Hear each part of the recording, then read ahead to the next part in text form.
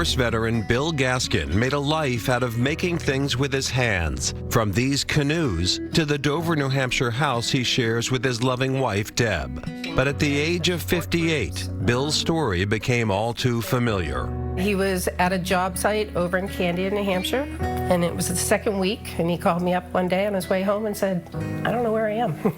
For someone who prided himself on being handy, Alzheimer's was potentially devastating for Bill. While he had Deb to help, he wanted to remain independent and to help others affected by the disease. That's where a program at the University of New Hampshire came into play. So it started with an email to our daughter who works at UNH and said they were looking for subjects to be part of this research. And right from the beginning, if it's going to help somebody out in the future, that's what he kept saying, if it'll help somebody out in the future. Meet Gallivant, a robot developed by UNH researchers using a grant from the National Institutes of Health. It's named after Bill's hometown, Gallivant's Ferry, South Carolina, and runs on a schedule and by command, helping Bill with exercise, taking medicine, and making coffee, with an assist from Bill and Deb's daughter, Maggie. Hi, Deb. Let's make a cup of coffee. Press the power button.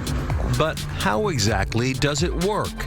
The robot that you are seeing is a fully autonomous robot while collecting sensor data that are installed throughout the house. It's very gratifying to hear that even the small mundane things that we put into it is really helping people in the long run. It's been a wonderful experience to be able to know that there's something there that can help him. I think that's the big thing, and for the future. Meanwhile, at the Massachusetts Institute of Technology, we check in with Dr. Lee Hui Tsai. During our last visit, Tsai covered the potential of light therapy for those suffering from Alzheimer's. Tell me where we are today. Bring me up to speed. There have been a lot of changes and advancements, encouraging ones. We had a lot of animal model data showing very robust effects of this non-invasive brain stimulation using light and sound. But at that time, human trials just started. Fast forward to 2026, and those trials have left experts enlightened and optimistic.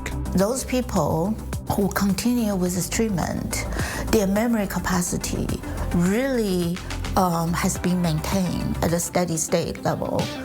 And in a couple of patients, their Alzheimer's biomarkers actually significantly reduced. Do we know exactly what the mechanism is that is helping the brain? Our brain can clean itself. So you can imagine our brain is like a high-performing engine or computer, right? Working very hard during the day. But then during sleep, the brain actually has this daily car wash mechanism. But can you activate this mechanism while you're awake?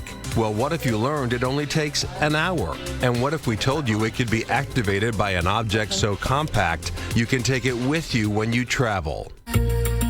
Put the device in front of the person, and then we will record the brainwave simultaneously using this EEG cap. But there's a phone on here, so they can watch entertainment while they're doing their hour? Precisely. How soon could this be available to people who are either in the early stages of Alzheimer's or maybe even before they're symptomatic? The earliest we will hear something what FDA will do with the data will probably be sometime next year. And what about those who are predisposed to get Alzheimer's or dementia? It turns out one answer might be a game. It may look like an eye test, but Double Decision uses speed of processing training to strengthen both mind and memory.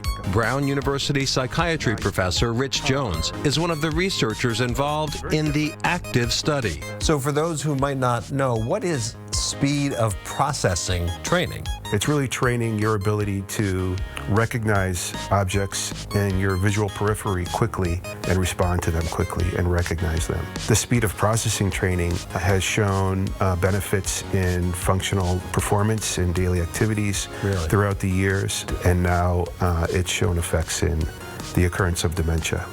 According to the study, patients who practiced the training regularly showed a 20% reduction in dementia diagnoses. We hear about, doing crosswords or other things. Are there other activities people can do, or is this specific to speed of processing training? So if you're doing a crossword and you're having an easy time with the crossword, you're always finishing in ink, that's great, but you're not pushing yourself. And this training was individually adaptive and pushed you to your limits. So it's probably not just stimulating, it probably does require a programmed training exercise where the weights get progressively heavier. To that, we say game on.